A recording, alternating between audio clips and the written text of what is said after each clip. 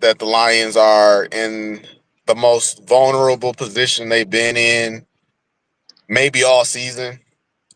The injuries, like we said, they're definitely piling up. The thing is, knock on wood, that the offense outside of Taylor Decker has been very healthy. Frank Ragnow, constantly goes out there and battles whatever he's got going on. But for the most part, the offense has been really healthy, and that's our bread and butter. So you can always hang your hat on that. It's always good to know that those guys are healthy and you can lean on them if need be. We waiting on Montgomery. Montgomery's been a little off, I guess you could say. These past couple games, he hasn't been as dynamic as he was to start the season. So you hope to see him bounce back from that. But it is like Rodrigo. Rodrigo hurt me more than I feel like it should have, just because he's just always there. Whenever anybody gets hurt, Rodrigo, you can always turn to Rodrigo. We already missing Barnes. We missing Anzalone. I just heard DJ Reader's gonna be out. Decker's out. Pascal, I believe they said was out, and I think they said it was one more guy who's gonna be out. So, I mean, Uh, I haven't heard the status though on Josh Jacobs. So I'll be very curious if he plays. I know he's questionable going into the game, but yeah, man, the injuries are definitely piling up, and I feel like I'm not counting out the Lions, but at the same time, this is definitely the most vulnerable they've been all season. yeah, man. I also think it's going to be a tough game, but especially just the way they looked against the Bears, I feel like that shouldn't even been a game. Um, I don't know if do you think that us missing Taylor Decker is hurting the offense more than it should? I keep going back to the first game Taylor Decker missed, which was Tennessee. No, it was Houston, I believe. I think it was Houston that he missed that Houston game. And Jared Goff, that was the game Jared Goff just looked lost. He just looked out of body. And I heard one theory thrown out there that Taylor Decker's is blindside, so maybe he just felt rushed, maybe he felt hurried, and it threw off his rhythm. Taylor Decker's missed another game since then, and I don't feel like Goff really looked that bad. Even Chicago, I don't think that Goff looked that bad, especially to start the game. He looked fine, and they just kind of bogged down. They just kind of start settling for field goals. So I don't know if that was, hey, let's just get out of here type of game or what, but you definitely would like to see Decker out there opposed to not in there. But at this point, I feel like they're starting to get more accustomed to playing without Decker. So hopefully, the game tomorrow reflects that. Yeah, man. Um, I got an issue, man, that I need to address before we get into the Green Bay game all the way. Uh, and it's the same issue that we always have. Um, everybody wants to get rid of JMO. Everybody is like, oh, and see, look at him now. He's throwing balls in people's faces, and they bring it back. Yeah, that's why he's grabbing his nuts and it's inappropriate and I'm just like come on, man. What let's say you were walking in the grocery store. Somebody pushed you down, and after they push you down, they said something crazy to you. I mean, you ain't got a ball in your hand, but you're probably gonna be pretty upset. You might even react. You might even say something crazy to him. Like I understand that JMO is on a national stage and that he has you know he has more of a responsibility to keep it together. I mean, but the kid is still human. Yeah, I have no problem with it. Dan Campbell, everything they bring to him about JMO, Dan Campbell, for the most part, doesn't seem to really have a problem with it. If you watch enough football games, you'll always catch a game where something happens, a player retaliates, and the player that retaliated gets the flag, and the announcers say it every time. It's always the second guy. It's always the second act that gets caught. And that's what happened with J-Mo. Like you said, my man tripped him. J-Mo's running back on the field, tossed the ball at him. But everybody only caught, him tossing the ball and focused on that. But yeah, like people who feel how they feel about J-Mo are just gonna continue to feel that way about him. I'll let you say what you if you had something else to say about it. But really, I wanted to ask you. I thought you were about to bring up the Jahmyr Gibbs TikTok whiteboard. Um, the last thing I would say about JMO is, I mean, like you said, even Dan Campbell said he got up afterwards and he apologized to the team. I've heard people say, "Well, how many times is he gonna apologize?" I mean, what else what more do you want from him? I mean, what is he supposed to do? Get out here beg and plead for forget? I mean, I don't understand. Like they like anyway. I don't even know what to say about these people, man. Those people are done with JMO. They've been done with JMO. They're in the enough is enough category. Three strikes. He's been out in a book, and in their minds, he's going to at some point cost the team. At some point, he's going to cost the team a big blow. And I don't agree with those people. You don't agree with those people. Those people, those people just have their minds made up, and I don't think it's any reaching those people, honestly. I heard it was it was a commenter on Woodward that said that they done with JMO. They should just cut him. Like nothing for him, just cut him, let him go. They done with him. He doesn't belong here. And I'm like that's crazy talk. Yeah, people was But coming out saying that after the gun thing. They were saying, yeah, cut them, trade them, but yeah, cut them. Yeah, I I don't know. What do you say to those people? I don't know.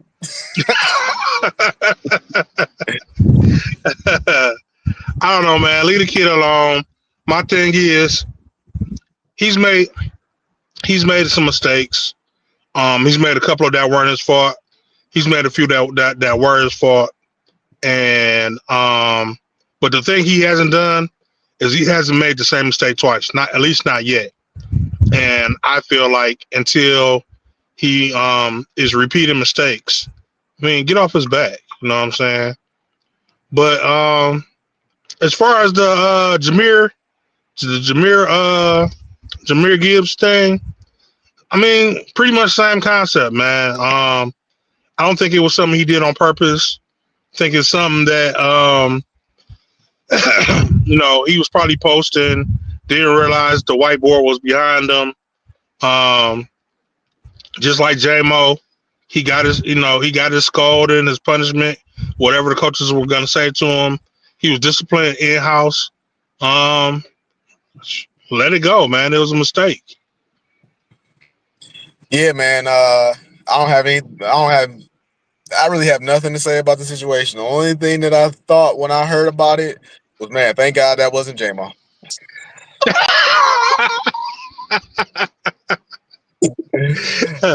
Oh But yeah, man, it'd have been outrage in the streets. It'd have been a riot. it'd have been a riot, man. It'd have been a riot. But yeah, what are you thinking about this Green Bay game? So, um, like we mentioned earlier, man, the defense is pretty banged up. Um, but I feel like we got a couple of guys to fill in over the weekend. Um, some former Pro Bowl guys. They're a little bit older, but I think they'll come in and do what's needed to be done to hold the line until we can figure out this thing. I just feel like all we need to do, the defense to do, is just hold on. We got Emmanuel Mosley coming off IR. He was supposed to go last week, but I think Dan Campbell said that he had something pregame that they were a little sketchy about, so they held him back. But he'll be back this week. think Carlton Davis is supposed to be playing this week. So we have our secondary in place. I didn't know that Pascal wasn't going to be playing. We lost a bunch of guys off the defensive line like Wingo, but we still got Zadarius Smith. We still got McNeil, and I'm not sure if Anza is playing or not. I think But that's the other guy that huh, was out. I think that was the other guy I was trying to remember. I think he's out. yeah, I mean, we pretty banged up, but I have faith that the guys that we have in can hold the line. Maybe not as well as setting people out for 11 quarters with scoring touchdowns, but it's still a good defense. As far as the offensive side, if Taylor Decker is still out, like you said, they've adapted pretty well. Everybody is still healthy, and for the most part, to your point of David Montgomery, he may have still have a slight twinge, but I think he'll be okay too. And Jared Goff has this neck of when he doesn't have a big game, he usually bounces back with a big game, and hopefully that'll be this week. So to your point, I think it'll be a close game. I think it'll be probably a high scoring 3-point game in the end. I would say 32 28. Yeah, so I think that it will be a high scoring game. Like you said, we are banged up, but this year our two biggest I would say the two biggest things that surprised me, not surprised me, but the two biggest things that I'm happy about are the run defense and the secondary. And the run defense, now you can say Lee McNeil and DJ Reader, they definitely set the tone. But really, it's kind of been a scheme. It's kind of been a coaching. It's kind of been a will for whoever's on that ball. Dan Campbell talked about it, or Aaron Glenn. I can't remember. I think it was Dan Campbell though. But he said like the DNA of the defense is that when you see when it's a run play, it's everybody's job to get to the ball. And that's kind of what you see out on the field. Like they swarm to the ball and they tackle well. So their run defense has really been amazing this year. And I don't think, even though we're missing guys, Rodrigo, Anzalone, those guys are really the leaders of making those tackles. But we still got Jack Campbell and we still got Ali McNeil. So I think that run defense is gonna hold. Like I said, I don't know if Josh Jacobs is gonna play. If he doesn't play, that'll be great for the game, for the Lions and the Lions' favor. But and the secondary, like we said, is intact. And I still hold on to what I said. That your boy, as long as we got Brian Branch, I think Brian Branch is the last injury that we could sustain before I worry about this defense. So I think the defense will be okay. I think the offense, I'm with you. I think Jared Goff has a good game, and we also got to find out about Jair Alexander, but we also know that Jordan Love is prone to turn the ball over, and Kirby is due for an interception. I'm with you, man, and especially whenever I can see a pathway for the Lions to lose or at least run into some trouble, they always surprise me. So I'm gonna go ahead and I'll say it's gonna be about 30. They always got some weird score, but I'm gonna say about 30. But I'm gonna keep it normal. I'm gonna say uh 35 to 23. I'll say 35 to 23. Yeah, man, I'm with you. And speaking on your point of Brian Branch, man, dog, Brian Branch is a headhunter out there, man. Um, I told you, I think way back in the beginning of the season, but like I'm with you, man. Brian Branch might be the second most important guy on the defense. other than Aiden Hutchinson, man. And that guy's been out there destroying guys, man. I mean, every time I look up, man, he's laying the wood to somebody, like knocking people out, man. He's out there on a mission. But what's up with these? I mean, I've seen in like the last 3 or 4 weeks, man. The guy has been in bounds. Brian Branch comes in, absolutely destroys him, and they throwing flags like it's a. I mean, people trying to make him out like a dirty player. Um, I'm tired of this rap of Detroit plays dirty. They tried to do the same thing with Jack Campbell, who was also having an amazing season. Um, and these guys are clearly in bounds, man. But the referees got this narrative that I think that people are spreading that the lines are dirty, and it feels like they're starting to go along with it. Yeah, man. Brian Branch definitely is garnering a reputation amongst officials in the league. He's a hard hitter.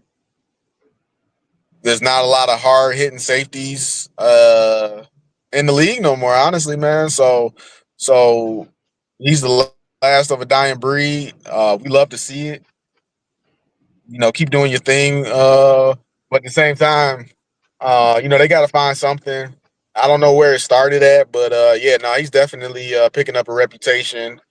He's been fined numerous times this year. So I mean, to your point, man, they're going to continue to look at him, and you haven't seen the last flag thrown on Brian Branch. I mean, should he be penalized for being a hard hitter though? I mean, they're legal hits. Yeah, no, I mean, but what is a legal hit nowadays? This the defenseless receiver. I've been listening to the radio all day. They've been talking about the slide and how to let they want to. The debate now is how do you legislate the slide after Trevor Lawrence got knocked out of the game. Go back to Patrick Mahomes a couple weeks ago. He was running out of bounds. My man let off of him, and Patrick Mahomes picked up another 5 yards. So it's gotten to such a point where you know the joke, the running joke is, when are they going to turn to flag football? Because everything they do is to legislate more and more physicality out of the game and allow more and more points. And Detroit is just kind of spitting in the face of that. I mean, I'm assuming it's true. I don't listen to St. Brown's podcast, but they said Dan Campbell told him like, "Hey, Caleb Williams is known." This is what I heard on the radio. It might not even be true, but I heard somebody say that on St. Brown's podcast. He said that. No, I watched it. Okay, so yeah, it's true. They said Dan Campbell told the defense like, "Hey, don't let Caleb Williams do all that tiptoeing. Oh, I'm about to slide, but I'm gonna pick up another couple yards." They said that Dan Campbell basically told him to, "Hey, lay his ass out." Yeah, they said, yeah, St. Brown said Dan Campbell told him this is a guy that, sways in and out of bounds. He looks like he's going to go out of bounds and he doesn't do it. The same thing what Patrick Mahomes did. And he said, if he looks like he's doing, like he's about to go out of bounds, let him have it. You know what I'm saying? Yeah. We're not going to fall for, essentially, we're not going to fall for the banana in the tailpipe. And, that's what he did when Jack Campbell hit him. He looked like he was going out of bounds. He stayed in bounds. Jack Campbell hit him in bounds. I mean, now to your point, with Trevor Lawrence, now that was a dirty hit. Like he was clearly down. You know what I'm saying? His whole lower half of his body was already sliding. And what's his name? Ali Shair. He just laid him out anyway. And and I mean, now that was now the people that are looking for dirty hits. That was a dirty hit. You know what I'm saying? Yeah, I agree. The Brian Branch hasn't done anything like that. Right, that's what I'm saying. So I don't know why we get so much. I mean, I don't know if it's because we the top team right now that we getting so much scrutiny, man. But I mean, what heavy is the person that wears the crown, man. So yeah, man.